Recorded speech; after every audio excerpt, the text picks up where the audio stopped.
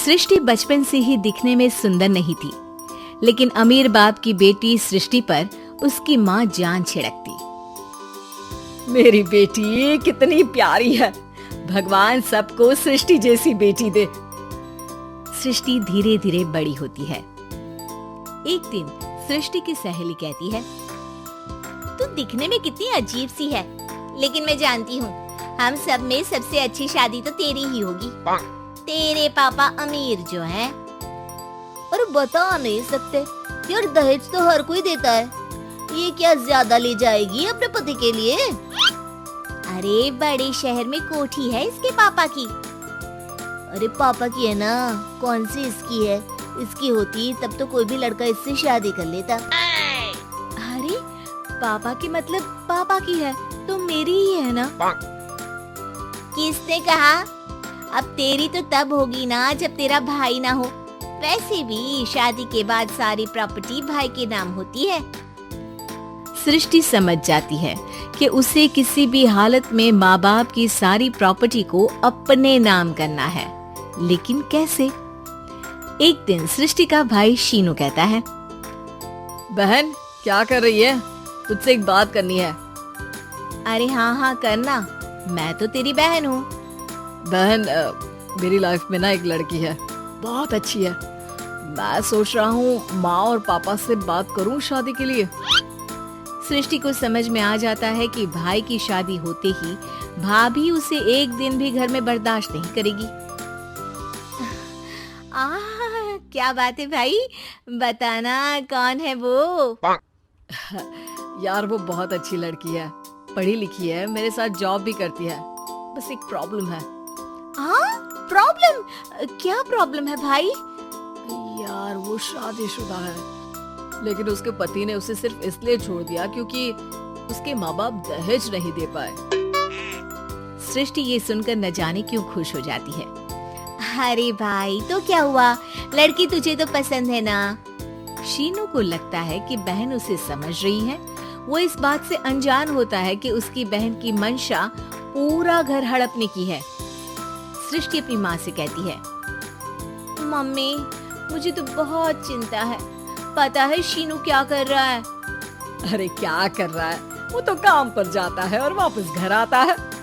नहीं ना माँ, वो यही तो नहीं कर रहा, बाकी सब कर रहा है। आपको पता है उससे प्यार है, और वो भी एक शादीशुदा लड़की से। ये क्या हो गया, मैं सोसाइटी में क्या मुंह दिखाऊंगी? अरे तेरे पापा तो यही कहेंगे कि मैंने ही उसे बिगाड़ दिया है। माँ देखो, मेरी बात मानो, पापा पर भी विश्वास करने की जरूरत नहीं है।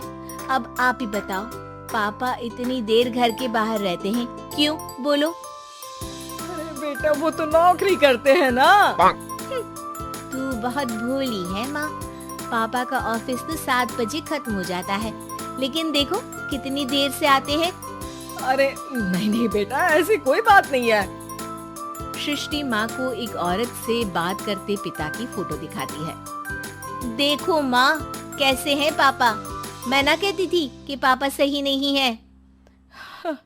मैं तेरे पापा से बात करूंगी, दे फोटो मुझे। ओ माँ, वो तो डिलीट हो गई।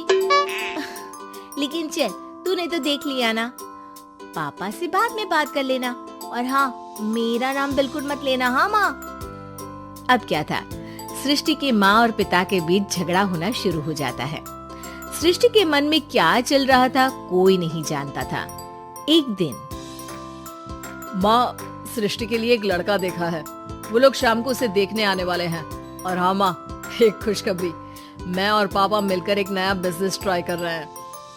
शाम को लड़का आता है, सांवले रंग का। सृष्टि को तो बिल्कुल भी पसंद नहीं आता।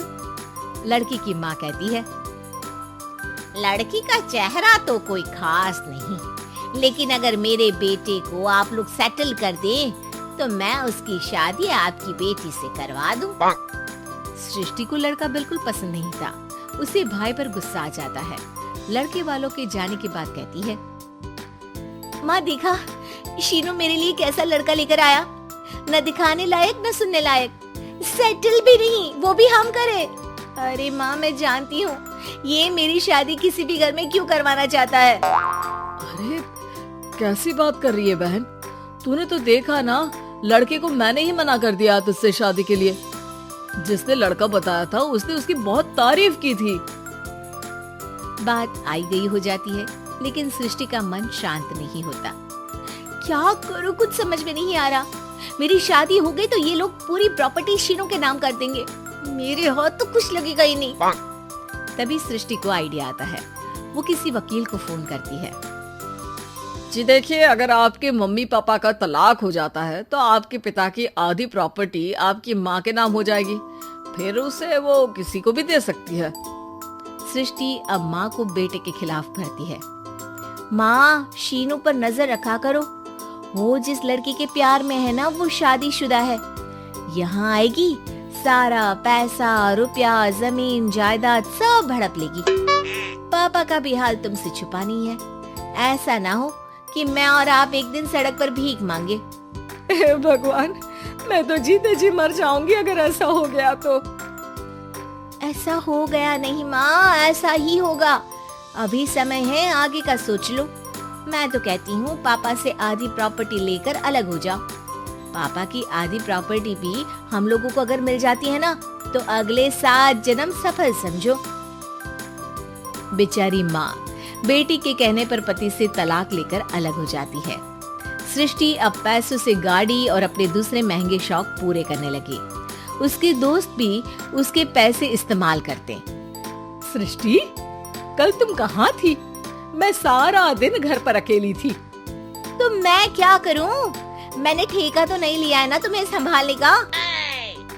माँ को सृष्टि से ये उम्मीद नहीं थी। वो बैठकर रोने लगती है। वहीं उसका पति यानी कि सृष्टि के पिता आ जाते हैं।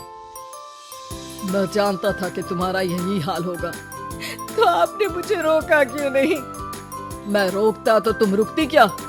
सृष्टि के कहने पर तुमने मुझ पर अपने बेटे पर शक किया, लेकिन तुम ये भूल गई कि कैसे हम दोनों ने मिलकर जीवन में इतना सब खड़ा किया। माँ पति के गले लग जाती है। मुझे माफ कर दीजिए, मैंने आपकी कमाई का एक बड़ा हिस्सा गवा दिया। कोई बात नहीं, तुम साथ हो तो मैं ऐसी 7 प्रॉपर्टी खड़ी कर दूंगा। तभी वहाँ सृष्टि आ जाती है रोते हुए। माँ, मयंक ने मुझे छोड़ दिया। वो बोल रहा था जब तक मेरे पास पैसे थे तब तक ही वो मेरे साथ था।